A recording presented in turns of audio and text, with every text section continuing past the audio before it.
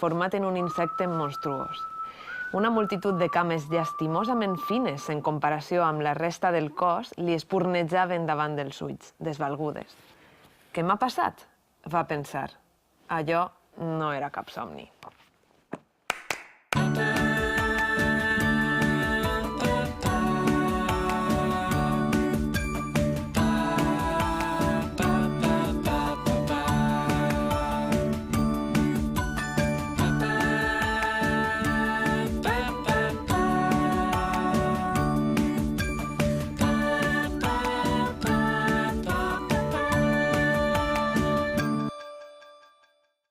Frankenstein, la bèstia, Eduard Mans Tisores...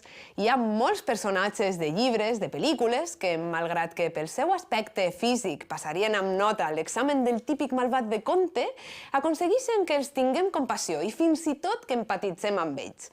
Si et fixes, totes són persones que han patit un contratemps que els ha condemnat a ser com són, diferents i també moltes vegades un poc repulsius.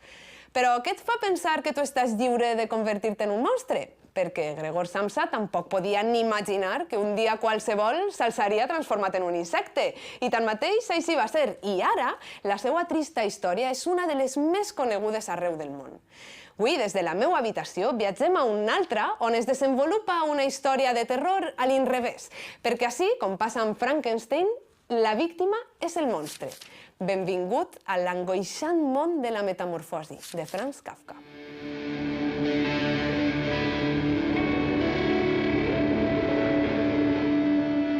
Sona el despertador. T'alces, treballes, menges, veus la televisió, te'n vas a dormir. La teua vida és una successió d'esdeveniments previsibles. Els dies s'assemblen tant que acabes per pensar que eres l'únic amo i senyor del teu destí. Però de vegades la vida té sorpreses preparades per a tu. Sorpreses un poc desagradables, a les quals no saps donar un per què. I pot ser tampoc siga necessari fer-ho.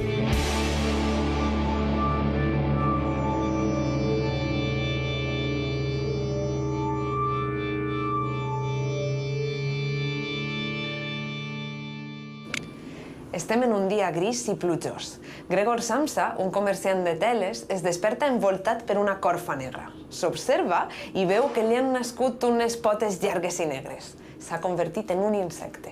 Com el gos que es menjaria l'amo tan bon punt el deixara d'alimentar, la família traeix Gregor i el tanquen a la seva habitació per oblidar que existís. I només la seva germana, Grete, sent certa compassió per ell. O això sembla al principi, clar.